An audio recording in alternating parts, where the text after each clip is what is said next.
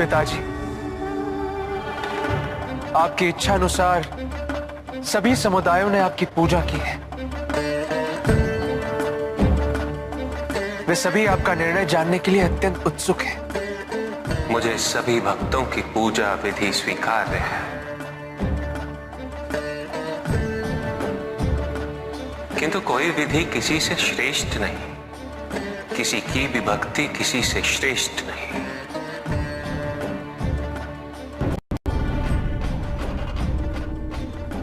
श्रेष्ठ है तो केवल उस भक्त की भक्ति जो इस क्षण भी मेरी पूजा कर रहा है। प्रभु, वो कौन सा भक्त है? हाँ महादेव,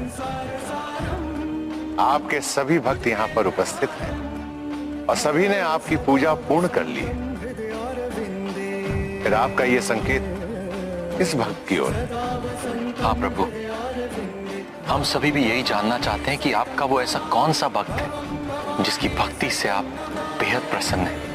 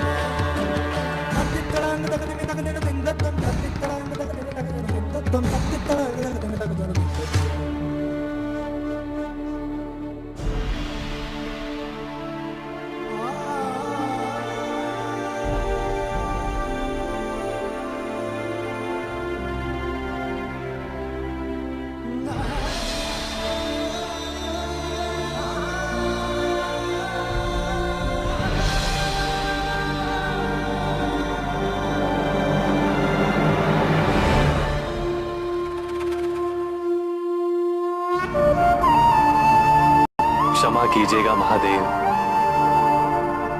आपकी पूजा आरंभ ही करने वाला था कि मेरी दृष्टि इन दोनों पर पड़ी। तन ढकने के लिए वस्त्र नहीं थे। इस बालक ने कब से आहार ग्रहण नहीं किया है। आपको अर्पित करने के लिए मैं जो भी लाया था मैंने इन्हें समर्पित कर दिया है। किंतु आपने इन्हें जो कुछ भी अर्पित किया वो मुझे ही अर्पित हुआ है नारायण। यही तो है मेरी सच्ची उपासना। संसार से दीनता, भूख और हिंसा को दूर करना। भेदभाव भी हिंसा ही है, किसी का अनादर भी हिंसा है, किसी की उपेक्षा भी हिंसा है। मेरी सच्ची उपासना है मेरे समाज में शांति और अहिंसा की स्थापना, निर्बलों की सेवा और उनका सत्कार। नारायण, आपने मेरे सभी भक्तों के लिए मेरी पूजा की सर्वोत्तम विधि प्रस्तुत कर दी है और यही विधि मुझे सबसे प्रिय है। दुग्ध अर्पित करना। यदि भक्त के मन को दुग्ध की भांति निर्मल ना बनाए तो ये व्यर्थ है, यह अर्पण व्यर्थ है। क्योंकि संसार में न जाने कितने ही शिशु केवल इस भूख से अकाल मृत्यु को प्राप्त हो रहे हैं। ऐसे में दुग्ध अर्पित करने का उचित स्थान मेरा विग्रह नहीं, अपितु वो शिशु है जो निराश्रित है और उपेक्षित है। जब तक इस संसार में कोई भी शिशु भूखा है, समझ लो कि मैं भूखा। और मेरी क्षुधा तभी शांत होगी जब उस निराश्रित शिशु को आहार मिलेगा, जब तक इस संसार में कोई भी जीव व्यथित है, समझ लो कि मैं व्यथित हूं। जब तक संसार में अन्याय और भेदभाव है,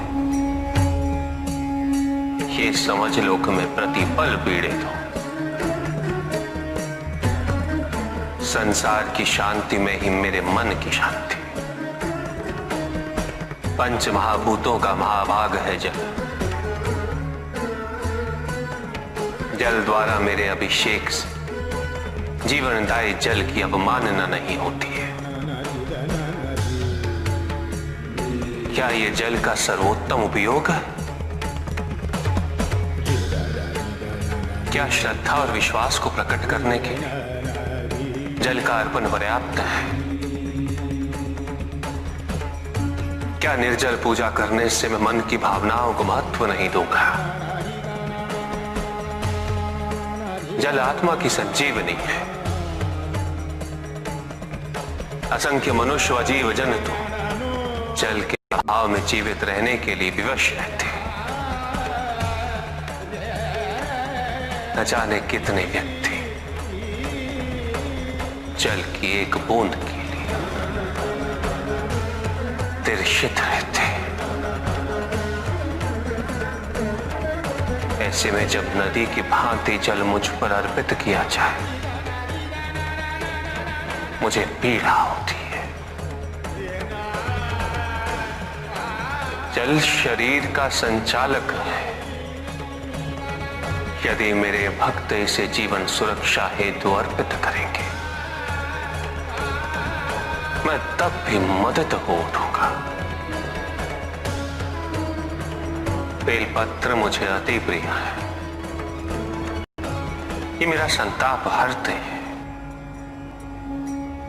धतूरा मुझे प्रिय है। ये मुझे शांति देता है। किंतु यदि संसार शांति का युद्ध क्षेत्र बना रहेगा, मेरे स्वजनों के बीच सदैव महायुद्ध छिड़ा रहेगा, तो मात्र धतूरा और बेलपत्र अर्पित करने से मेरे मन को शांति कैसे मिल जाएगी?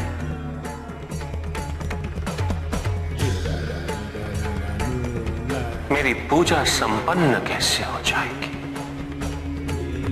उपासना में यदि मेरे जैसे हो जाने का भाव है, तो मेरी सच्ची उपासना है। यदि उपासना का भाव मेरे लोग और मेरे समीप आने की कामना है, तो सच्ची पूजा और भावना है।